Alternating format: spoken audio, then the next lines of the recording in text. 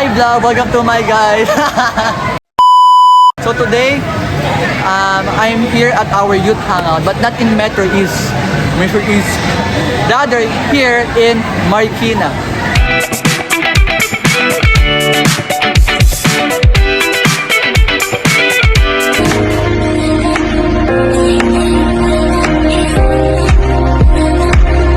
May youth hangout sa Marikina? May youth hangout na sa Marikina? Pwede nga! May youth hangout na sa Marikina? Yes, you heard it right. Meron na po tayong youth hangout dito sa Marikina. Actually, it's almost 1 year since our first youth hangout. And this will be my first ever vlog. So what are we waiting for? Let's start the video.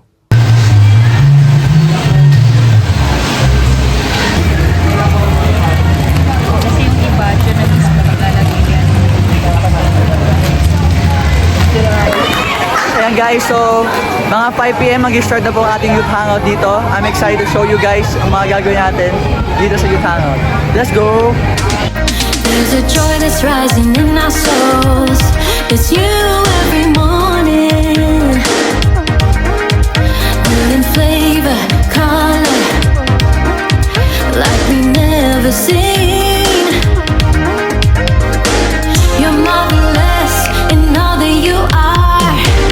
We've seen a glimpse, now we're after your heart. Let our praise fill the air, changing the atmosphere. Had a taste of your love, and we can't get enough. With our hands lifted up, and the hope that won't stop.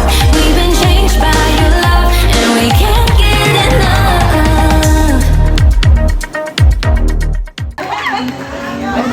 Ayan, so guys, good afternoon. Welcome. Ito nga ang ating youth hangout. And ako nga pala si Diane Alvarez. Isa ko sa mga campus missionaries dito sa Every Nation Campus Marikina. And together with me is... Ako naman si Paul at Woo! one of the students of Pathfinder School and one of the leaders dito sa Every Nation Campus Marikina.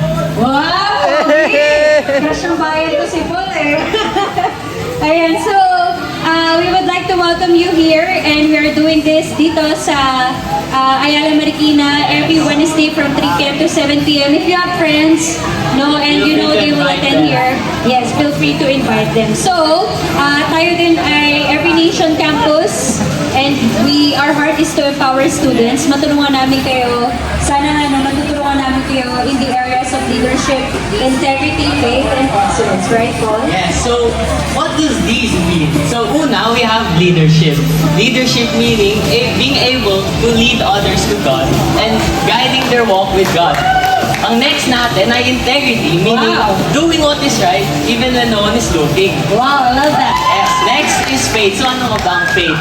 Faith meaning putting your trust in God and having confidence that He will fulfill His promises. Wow, come on, push it. And yung last one, excellence, meaning doing your absolute best in serving God. Kaya let's always do our best when we're in our youth hangout. Yes, I love it. Grabe. May future talaga. The future is bright. Grabe. Yes. Thank you, Paul, for that. And buti na lang din may community like this. Na-appreciate niyo ba being part of, you know, a community like this? Sino rito? Hey naman dyan! Sino rito?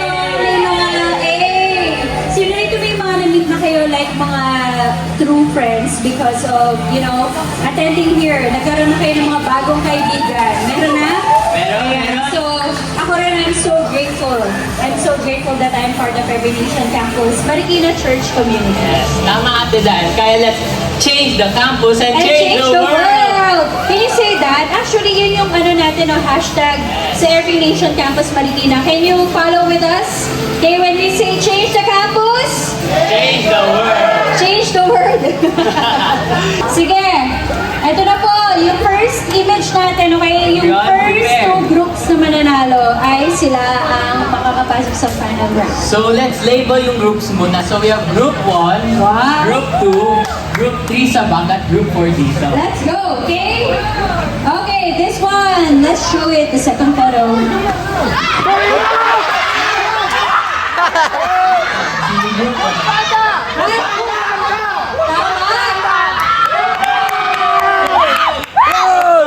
Let's go! Punta na! Goods na kayo, Okay, group good 1. tayo. Gusto mo na sa panang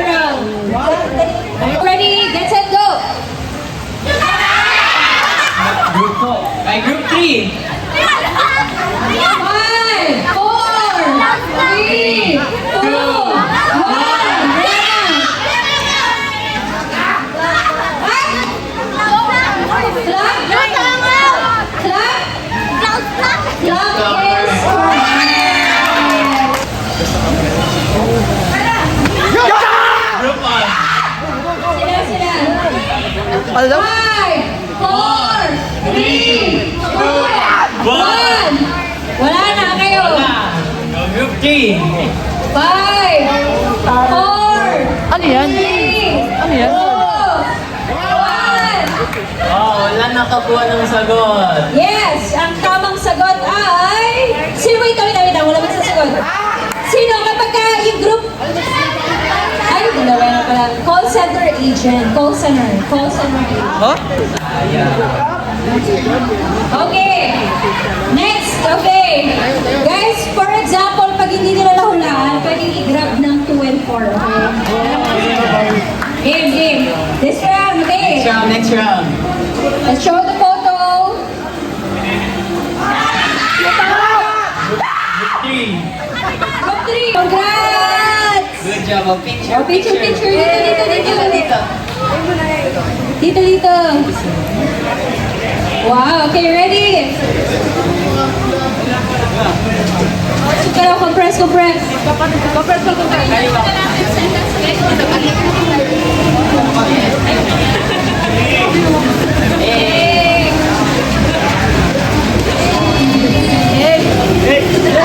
Hey, so good.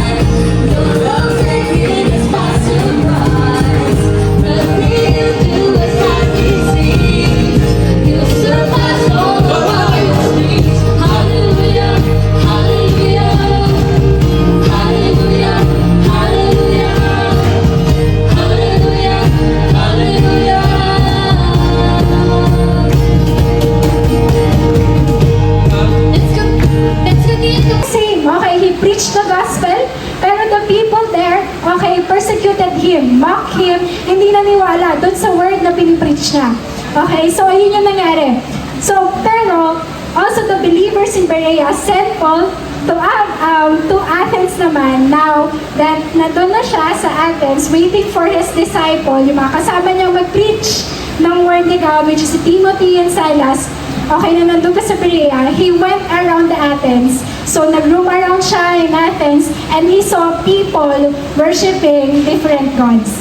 False gods. Okay? So, different gods na nung nakita niya to, it distressed his heart. Kumbaga, when we say distress, it troubled his heart. Kumbaga, may burden, na mabigat na burden na nangyari sa puso niya.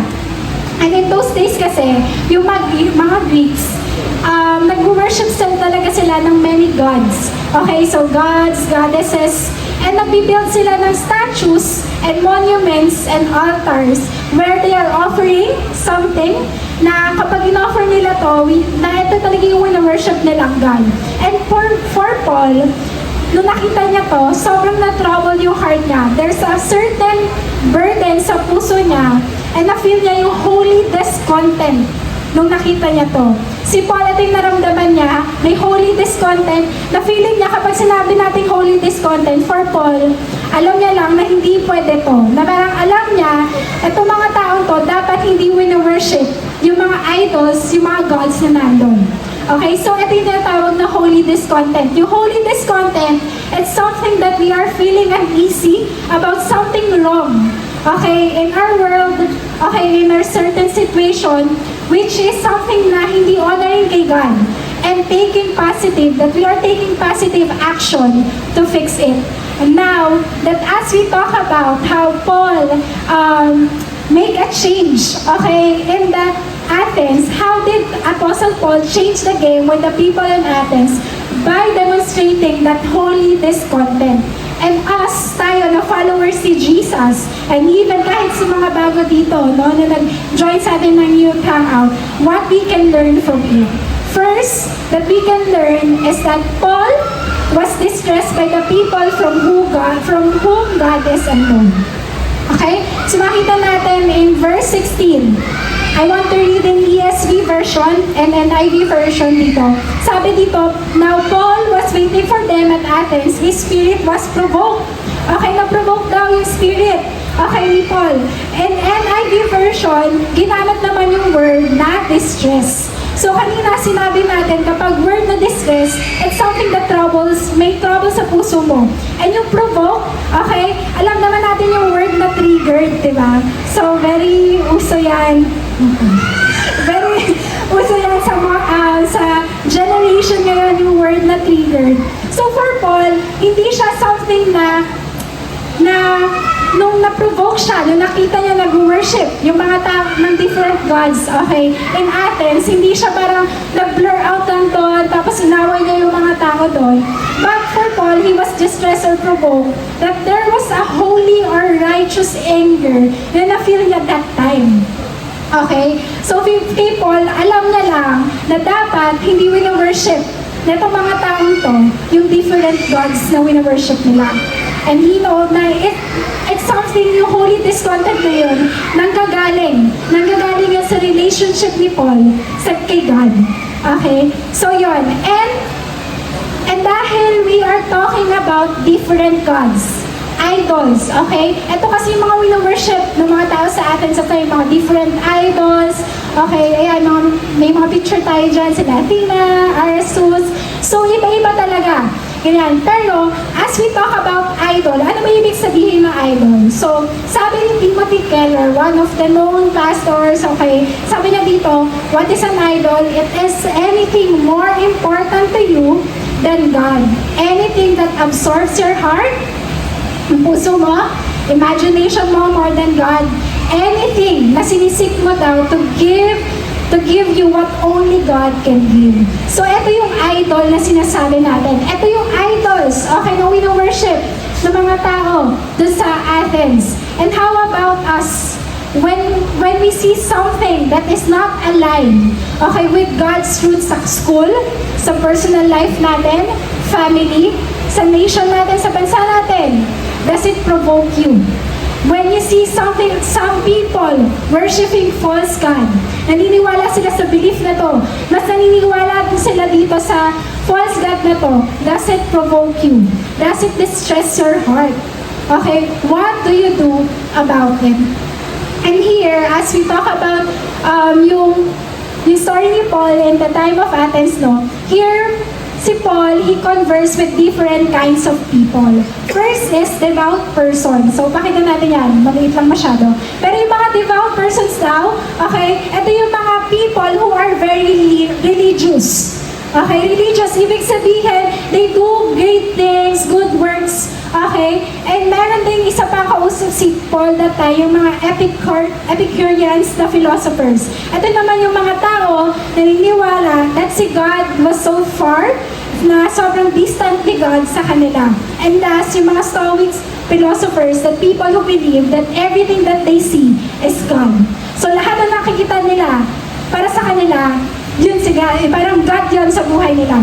You see, there are different kinds of people na nag-worship that time with different false God, different idols. Okay? So, but, you see, itong mga tao to, they put their faith, pag pinag-usapan natin na worship nila yung different gods, ibig sabihin nun, they put their faith in these gods, kasi for them, it gives them security. It gives them safety. It gives them something peace. Okay? But what Paul noticed in verse 23, sabi dito, in verse 23, diba meron doon na I want to highlight to the unknown God. Those people are worshiping different kinds of God. Different false gods, okay? Pero may isa daw doon na altar, okay, na nakalagay that to the unknown God. In Athens, there was an altar na dinededicate nila to the unknown God. For them, just in case na may ma-miss out daw sila, okay, na hindi pa nila nakikilalang may isa pang, baka may isa pang God, baka may hindi pa sila na-discover pa na God. So they built an altar to that unknown God. It is a known God for them because, and dahil sa kanila, unknown God to, and alam lang nila, they need to worship this. So they are offering sacrifices to this altar, putting their faith in it, kahit hindi pa nila kilala tong God na to. And Paul used this opportunity, okay, this opportunity to make God known to the people for whom God is unknown. You see, those people, nakausap ni Paul that time, those people, okay, who are worshiping different kinds of God, they are very religious, smart, philosophers sila, people with position, but the reality is they are far from God. Because they are putting their faith on the wrong things. And we know yung idol na yon, yung mga God, false gods na wino-worship nila, it replaces the true God, the true living God in their hearts. And you see, ano bang ibig sabihin nun sa buhay natin? We might not build an altar, monument, in this time. Maybe wala ka naman talagang wino-worship na images of idols, false God, but we can have idols sa puso natin.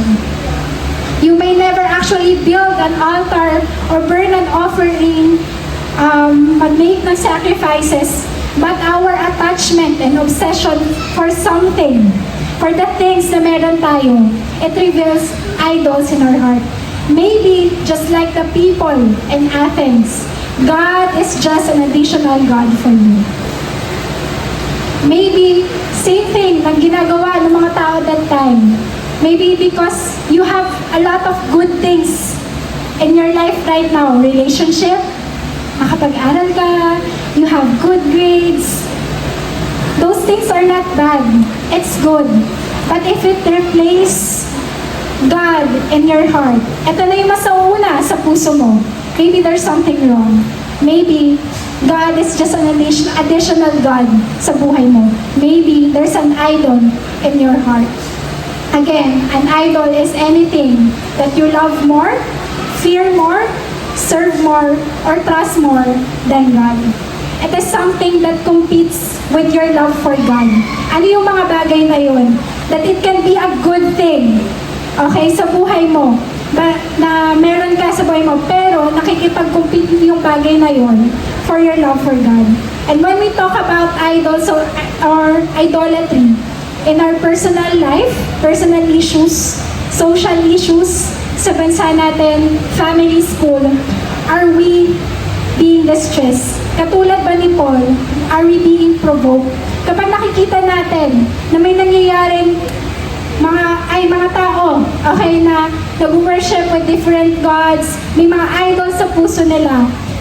The same way how Paul experienced or felt yung distress, ganun din ba tayo? Or manhid na tayo? For example, sa bansa natin, the reality is corruption is there. Okay, parang every year na or parang every day mas lumalala pa, no? Pero, parang feeling lang natin, wala nagbabago. Bakit parang mas lumalala pa yung corruption? When we hear this news happening sa bansa natin, do we get the stress and have that holy discontent and desire na, Lord, would you make a change in our nation? In your school, hindi lang sa bansa natin, in your school, what are those things that distress your heart? Maybe it's cheating. We know that cheating is something that doesn't honor the Lord. Kapag may nag-cheat na mga kaklase mo, sobrang nababurden ba yung heart mo na dapat hindi nila ginagawa to? Dapat ino-honor nila si God.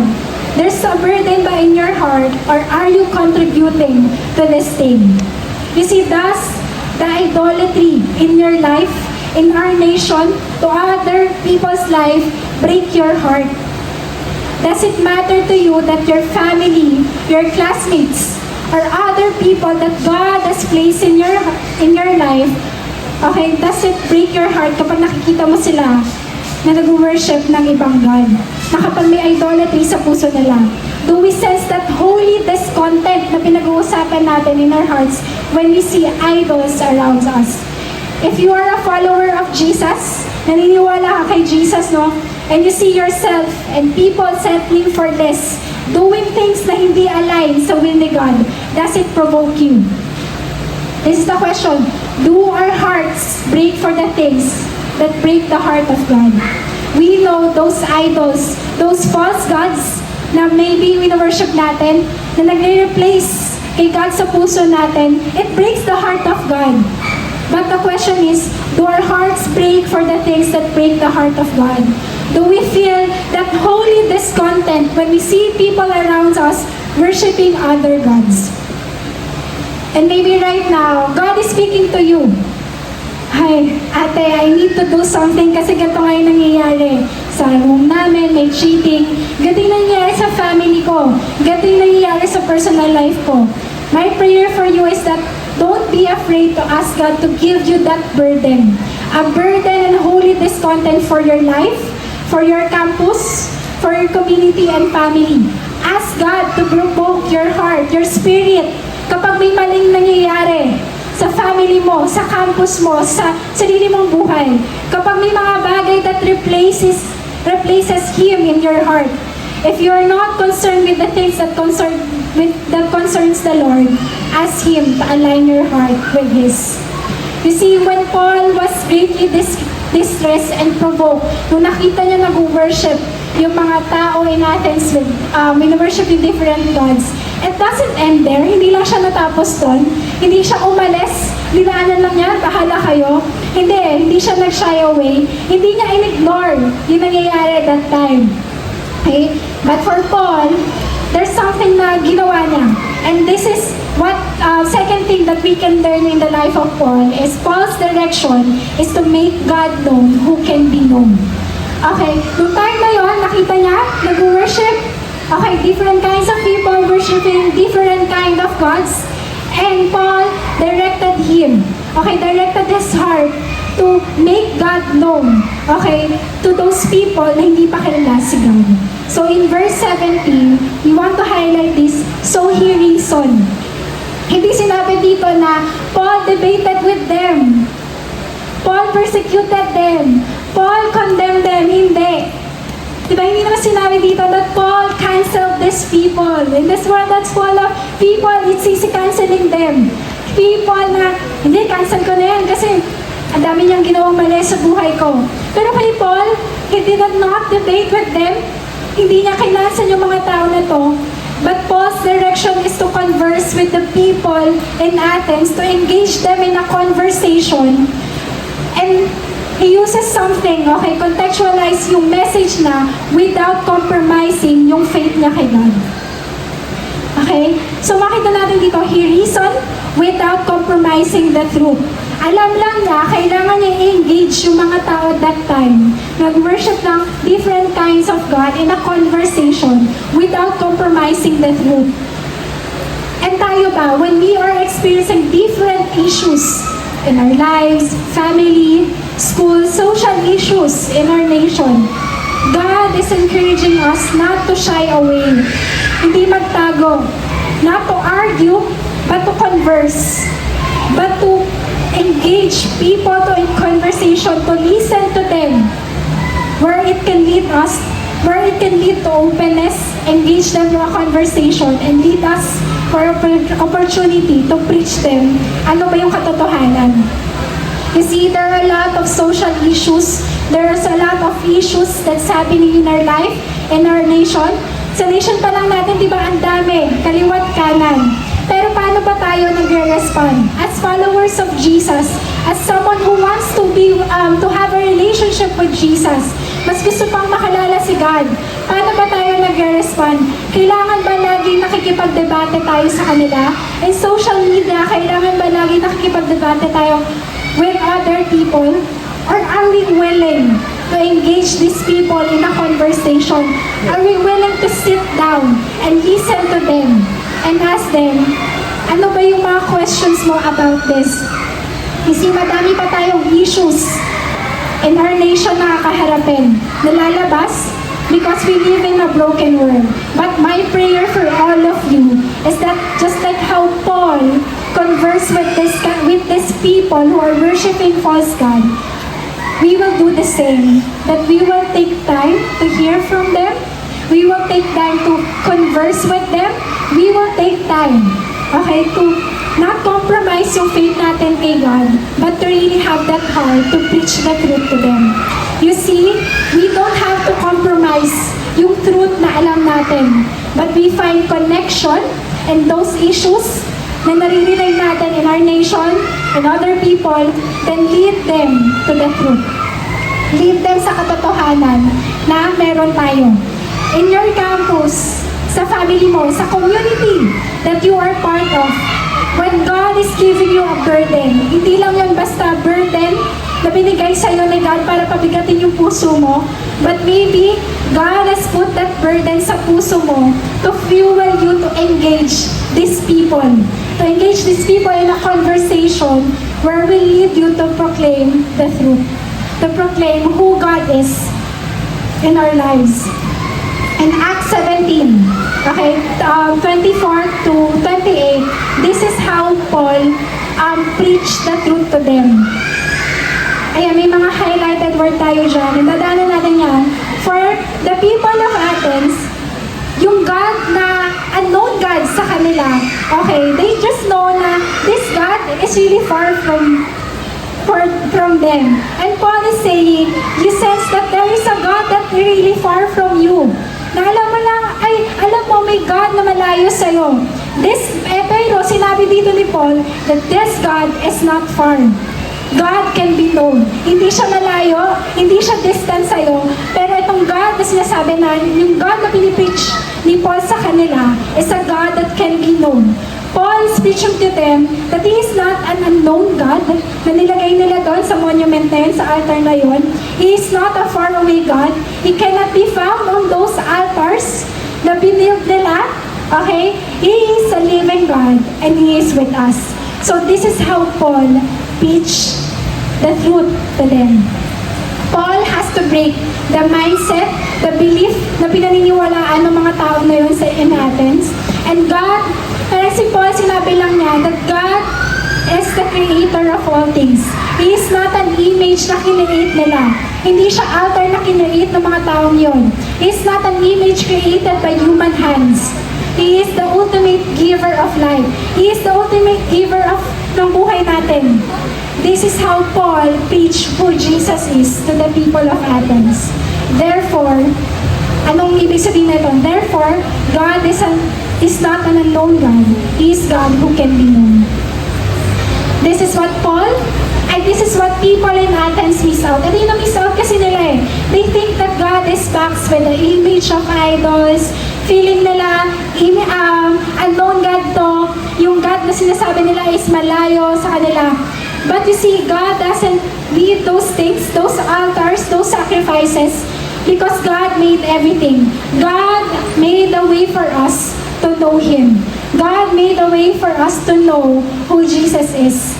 And you see, I just want to share quickly yung personal testimony ko lang no. Before, when hindi ko pa kilala si Jesus, no, I'm very thankful that there's someone preach the gospel to me when I invited in a youth hangout and youth gathering, youth service in Metro East. And that time kasi, hindi ko talaga alam yung purpose ko sa buhay ko. Kasi at that time, nag-stop ako in schooling, experiencing a lot of challenges in our family. Okay, so, nung time na yon, hindi ko talaga alam yung purpose ko. But there's someone who stepped out in faith, preached the gospel to me, invited me in a youth gathering, youth hangout, youth service, for me to hear the word of God.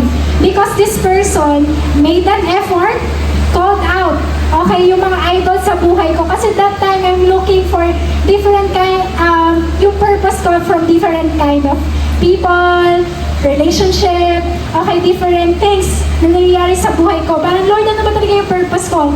But because there's someone made an effort, called out these idols in my life and introduced Jesus, it literally changed my life.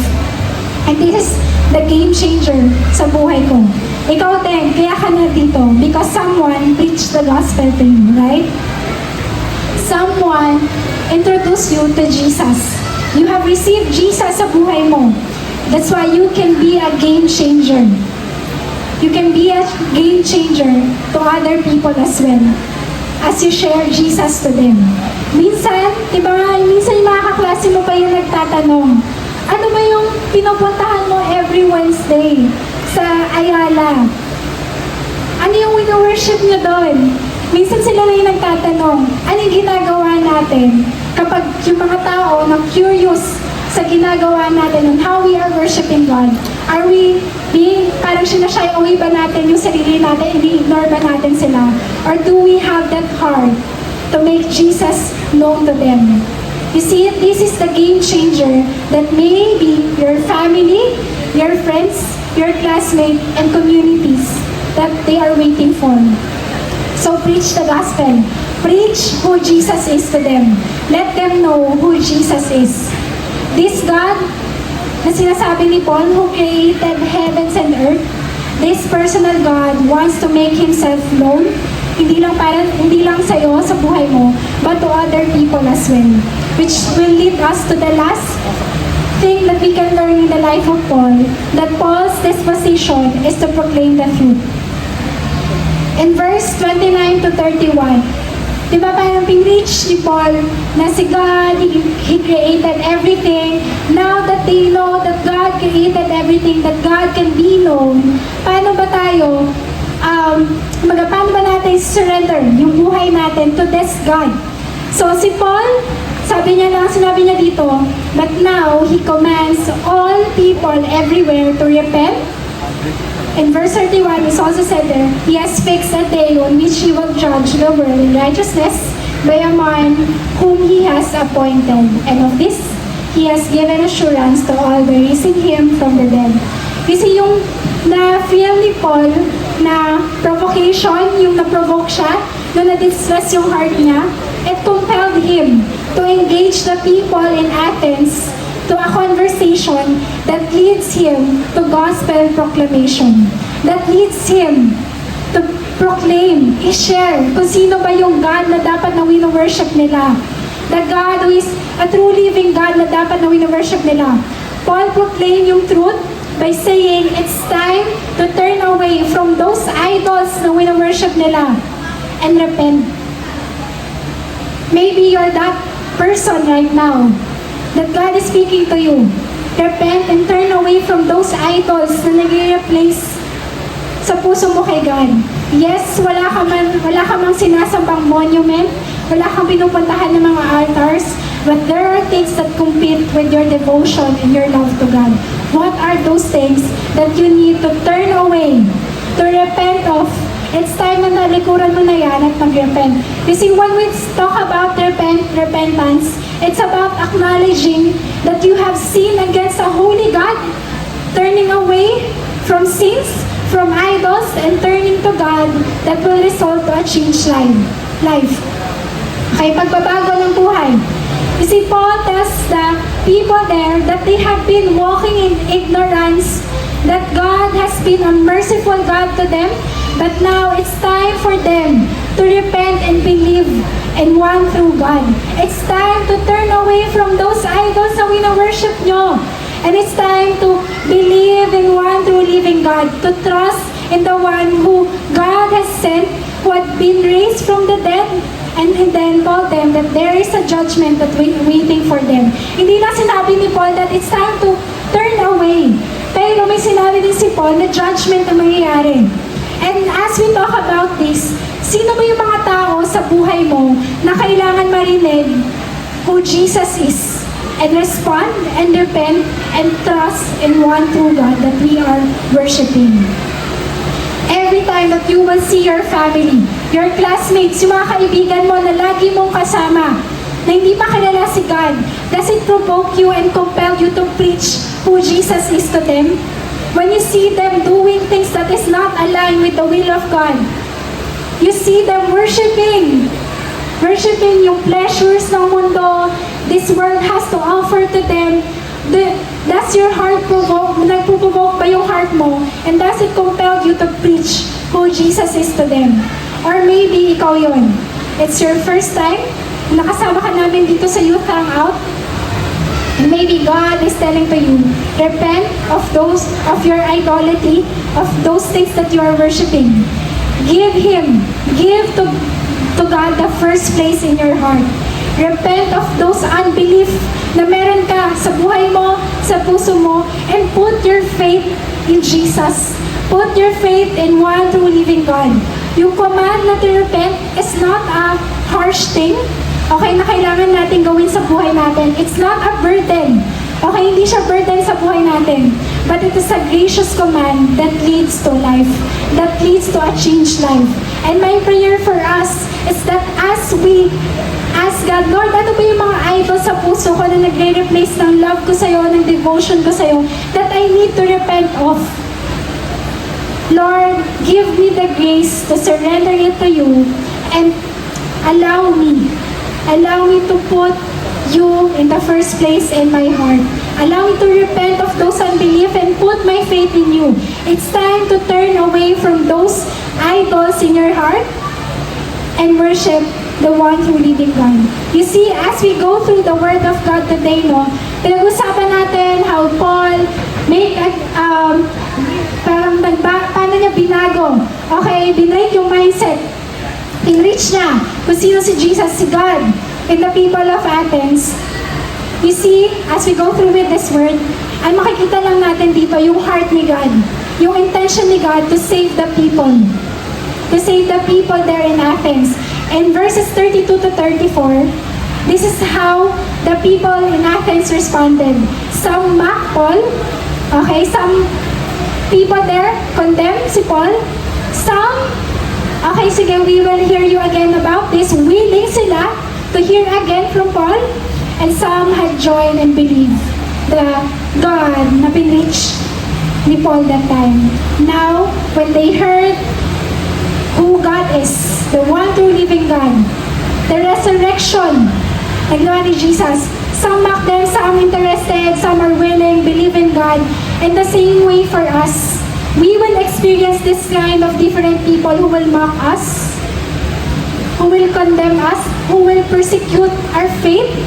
When we preach the gospel to them, maybe yung mga family natin, friends natin, kapag ini-invite natin sila sa iyong tangaw, nag-share ka pa lang ng word, kinukondem ka na, pinapersecute ka na, masakit, maranasan itong mga bagay na to. Okay, pero okay lang masaktan, basta as long as we preach who God is and we preach the gospel. Some would be willing. It will take time for them to hear who Jesus is. It will take time to them to worship the same God that you are worshiping today. And it's okay because you are inching them closer to God. Some would believe, and it's a win for us. Pero, ito yung I want to encourage with all of us. You see, the real game changer is to preach the gospel to the lost, to the people na hindi pa kilala si God, to the people who doesn't worship the one true living God, and leave the outcome to God. Our job is just to preach the gospel to our family, our friends, classmate who is blinded with different idols, with different false gods that they are worshiping. Our job is just to preach the gospel and leave the outcome to God. And as I end, Paul reveals to the people in Athens that Christ will stand to judge the people here on earth, to bring judgment sa hindi pa nag-accept kay Jesus. But He also reveals a great promise that Jesus came as the sacrifice for sin, for those idols. He gave His life as a ransom so we can be forgiven and reconciled to God, to the God that we are worshiping. And 3 days later, Christ was raised from the dead. Then the grave could not even hold Him. Even yung power ng grave cannot hold how powerful our God is, how powerful Jesus is. So He came with victorious. And because He lives, those who are believe in Him, saved by His grace, will also be resurrected from the dead, from our sins, and enjoy the free gift of life that God has given to us, the free gift of eternal life. You see, you have heard the truth. You have heard the gospel. You have heard who Jesus is. Kilala mo na si Jesus. Wino-worship mo na si God. Pero the question is, how will you respond? Would you reject that gospel? Would you reject Jesus? Would you proclaim the gospel whatever it takes? Kahit pa ma-persecute ka ng madaming tao, araw-araw nag-preach ka ng gospel. Kahit pa persecute ka araw-araw. But the question is, are you willing to preach the gospel? You see, in Christ, the unknown God is made known. When Jesus sacrificed His life to us, in Christ, the unknown God is made known. And because of what Jesus has done for us on the cross, through Christ, you are a world changer. Hindi ka lang game changer. World changer ka who can make a significant and lasting impact in the place where God has placed you by proclaiming the truth, by proclaiming who Jesus is to those people. And right now, we will take this time to pray.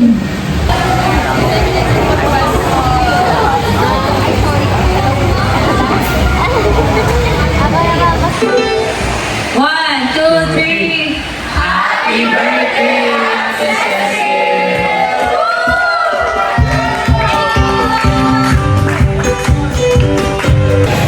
Okay guys, dito na lang. Thank you guys so much for watching.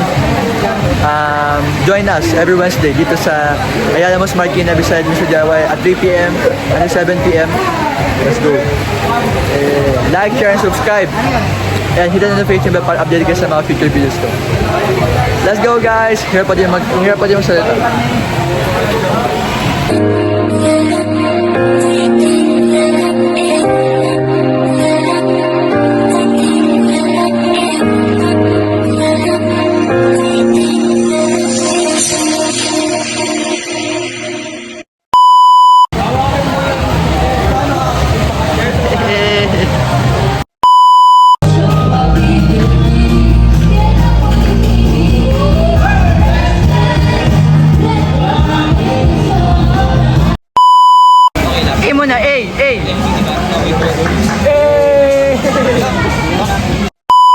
Si Ate Maria sumasayaw eh. Hindi lang niya pinapakita eh. Binidyoan yung music team, di ako kasama. Sama ka!